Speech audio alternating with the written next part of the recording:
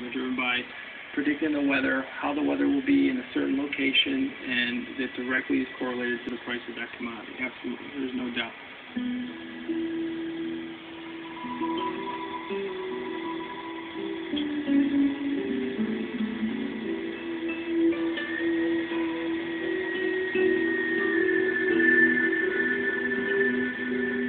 While there are a number of agendas associated with these SAM-2 programs, one thing's for sure, they can be used to control our weather and thus corporatize every natural system on the planet.